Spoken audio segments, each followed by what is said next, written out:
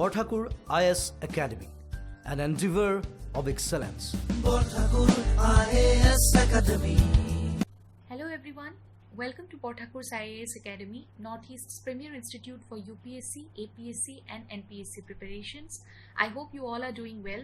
Today is 14th of June 2021 and I'm here with another new session of Current Affairs 365, your one-stop solution for any news and updates which will help you prepare for your civil services examination, and along with it, it is also going to be beneficial for any other Assam state government job. So don't forget to like and share this video and subscribe to our YouTube channel. You can also follow us on Facebook as well as Instagram. So the very first news of the day is about the National Artificial Intelligence Portal. It is a joint initiative by the Ministry of Electronics and IT along with National E-Governance Division and the NASSCOM.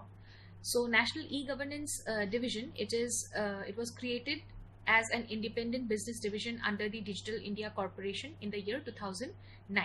And NASSCOM is a not-for-profit industry association which is the apex body for IT and its enabled products and service sectors across our country. So this portal, it serves as a central hub for artificial intelligence related news, learning articles, events and activities, etc. in India as well as beyond. And recently the National AI Portal, it celebrated its first anniversary on 28th of May 2021. Now, what is artificial intelligence all about? It describes the action of machines accomplishing tasks which were historically required, Earlier, it historically required human intelligence. Then it also includes technologies like machine learning, pattern recognition, big data, neural networks, self-algorithms, etc. AI involves some complex things like feeding a particular data into the machine and also making it react as per different situations. So because of all these, AI is being used across different industries including finance as well as healthcare. And as per a report, India has reported a 45% increase in the use of artificial intelligence, and this is considered to be highest among all the nations after the outbreak of coronavirus. And if we have a look at the recent examples of usage of artificial intelligence in India, then an AI-enabled chatbot which was used by my government for ensuring communications during the COVID-19 pandemic. This is one of the most important areas, and this has really helped our country. Okay. Then also AI-based portal named 𝐎𝐫𝐠 is aimed at assisting judges with legal research. This is being used in the judicial system of our country. Along with that, AI finds use in the agriculture department, in disaster management, okay, and AI-based flood forecasting model which has been implemented in Bihar. It is now being expanded to cover the whole of the country in order to ensure that around 200 million people, they get flood alerts and warnings at least 48 hours before the floods. Okay, and also AI has been used in banking and financial services industry. There are some initiatives which are being taken by our country, okay, in order to boost the use of artificial intelligence, and this includes the National Strategy for Artificial Intelligence, which is focused on inclusive artificial intelligence, and it was introduced under NITI Aayog in June 2018. And along with it, the National Education Policy of last year, it also addresses the need to inculcate artificial intelligence in curriculum. Then the Ministry of Tribal Affairs, it has inked a memorandum of understanding with Microsoft. I have already discussed this news, okay, regarding digital transformation of schools by considering the example of 𝐴𝐾LAVIA model residential schools along with ashram schools. And thirdly, we can make a mention of the US-India Artificial Intelligence Initiative, which was launched in order to scale up the science and technology relationship between both the nations. And last year, India also joined the Global Partnership on Artificial Intelligence as a founding member, which will work to support the responsible and human-centric development along with the usage of artificial intelligence. So these are some of the initiatives which are being taken currently in our country, but along with it, there are certain barriers to adopting artificial intelligence. First being the limited understanding of artificial intelligence, limited understanding of this whole concept. Many Indian companies, they have not yet understood the full benefits of using artificial intelligence in their companies, okay.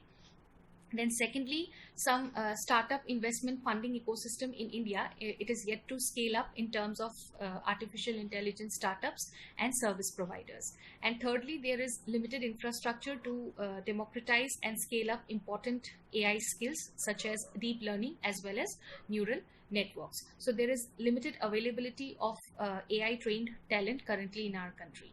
So these are the hardships or the barriers, okay. For the time being, what we can do is that firstly we can take some lessons from countries like China, US and Israel, which are currently leading the way in terms of artificial intelligence, okay. Then we can focus on adapting artificial intelligence in order to accelerate through the formulation of focus policies which are related to innovation. And along with it, malicious use of artificial intelligence, it should also be managed. Then lastly, we can also work by collaborating among the government, corporates and the academia. These three critical stakeholders, they need to work synergistically in order to undertake actions like nurturing entrepreneurship, promoting reskilling, encouraging research and development, along with driving the policies on the ground. Now, coming to the second news, here we will be discussing China's monopoly on rare earth elements. The growing dominance of China in the field of rare earth elements, which are considered to be the future of manufacturing, is posing a matter of threat for the Western nations.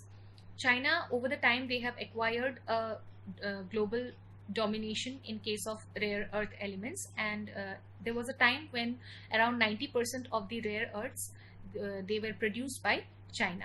However, today this percentage has come down to around 60%, and the remaining amount, it is being produced by other countries, including the Quad nations. I hope you remember the Quad countries. They are Australia, India, Japan and United States. However, still a dominant share of the processed rare earths, it still lies within China, and India, along with many other countries of the world, they are heavily dependent on China for finished rare earth products.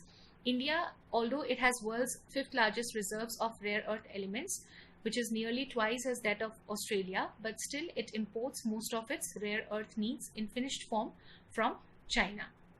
However, there are some possible approaches which, if is embraced by India, then it can maximize the India's rare earth potential. First is creation of new department, okay. India should focus on creating new department for rare earths under the Ministry of Petroleum and Natural Gas, which will be fully devoted to this particular purpose, okay. And then they can also make Indian rare earth oxide globally competitive through this departments. Secondly, they can work on downstream processes and applications where it could focus on these activities like manufacturing rare earth magnets and batteries. This would also require to focus on port infrastructure and ease of doing business measures, which will allow the Indian manufacturers to import the rare earth oxides from the whitelisted producers at a cheaper rate. Then finally, coordination among all the agencies is a must, okay. It could coordinate with other agencies to partner directly with groupings such as Quad, which will build up a strategic reserve as a buffer against the global supply crisis. And with adjustments to the existing policy, India can emerge as a rare earths supplier to the world and use these resources to power a high-end manufacturing economy. This will gear up the needs of the 21st century. So rare earth elements, these are the set of 17 metallic elements, including the 15 lanthanides along with scandium and yttrium. These are total 17 in number, okay, and they show similar physical and chemical properties. So these minerals, they have unique magnetic, luminescent and electrochemical properties, and because of these properties, they are being used in various fields, which includes consumer electronics, computers and networks, communications, healthcare, national defense, etc. And these elements, they are known as rare earth because earlier it was quite difficult to extract them from their oxide forms. They still occur in many minerals, but in quite lower concentration that could be refined in a economical manner. The third news is about Operation Oliva for the olive Ridley turtles, and this particular news will be tagged under GS paper 3, which will be important for environment and biodiversity. Recently, the Indian Coast Guard, it has pressed into service an aircraft for Operation Oliva to protect the turtles. And the Indian Coast Guard, they are an armed force, search and rescue and maritime law enforcement agency which works under the Ministry of Defense, and it was established in the year 1978. India's Coast Guard, it is considered as one of the largest coast guards in the entire world. And this particular operation, in order to protect the turtles, olive turtles, it was first initiated in the early 1980s, which was to help and protect the olive Ridley turtles as they gather along the Orissa coast for breeding as well as nesting from November to December. And round-the-clock surveillance is being conducted from the month of November till May, which utilizes the Coast Guard assets like fast patrol vessels, air cushion vessels, then interceptor craft and the Dornier aircraft to enforce laws near the rookeries. Rookeries are mainly colonies of breeding for animals. And these olive Ridley turtles, they are the smallest and most abundant of all sea turtles which are being found in the world. And these turtles are mainly carnivores, and they get their name from the olive colored carapace. They migrate thousands of kilometers between their feeding and mating grounds in the course of a year, and these are best known for their unique mass nesting known as aribada. During this period, what they do, thousands of female, they come together on the same beach to lay eggs, and they are mainly found in warm waters of the Indian Ocean, Pacific as well as the Atlantic Ocean. And in India, Odisha's Gahirmatha Marine Sanctuary, it is known as the world's largest rookery or colony of breeding for the sea turtles. It has a status of vulnerable in the IUCN Red List and is categorized as Schedule 1 of the Wildlife Protection Act of 1972. The main threats to these varieties of turtle are that they are extensively poached for their meat, shell and leather. And also, most severe threat is that they face accidental killing through entanglement in the trawl nets and gill nets due to uncontrolled fishing during their mating season around the nesting beaches. And also another cause is the increasing debris of plastics, fishing nets, discarded nets and the other garbage and polythenes which are being dumped by tourists and the fishing workers. So in order to reduce the accidental killing in India, Odisha government, it has made a mandatory rule for trawls to use the turtle excluder devices. This is a type of net which is being specially designed with an exit cover that allows the turtles to escape while retaining the catch. The next news is related to science and technology, and this is about a new mission which has been recently announced by the European Space Agency named Envision Mission to Venus. So it is an European Space Agency mission which will be led along with the contributions from the National Aeronautics and Space Administration, that is NASA. And this mission is likely to be launched sometime in the 2030s. It is going to carry a range of instruments in order to study the planet's atmosphere and surface. It is going to monitor the trace gases in the atmosphere and analyze its surface composition. Some of the other missions which are related to Venus includes the two new robotic missions which are being announced by NASA, named Da Vinci Plus and the Veritas. These two missions will be launched between 2028 to 2030. And India has also planned to launch a new orbiter named Shukriyan to Venus in the year 2024. Now the question is, why is it important to study this planet? First is that it is going to help us to learn how Earth-like planets evolve, okay, and what are the conditions which exist on Earth-sized exoplanets. Now, exoplanets are those planets which orbits around a star other than our sun. Then secondly, it is going to help us in modeling the Earth's climate, okay, and it serves as a cautionary tale on how dramatically a planet's climate can change over time. Thirdly, scientists, they also speculate about the existence of life on Venus in the distant past, and along with it, they see a possibility that life may exist in the top layers of its cloud where temperatures are less extreme. And they have this, they feel that life still may exist in some of the upper layers of the clouds which are present in Venus, because last year they have detected the presence of phosphine, which is a chemical that is produced only through biological processes in the atmosphere of Venus.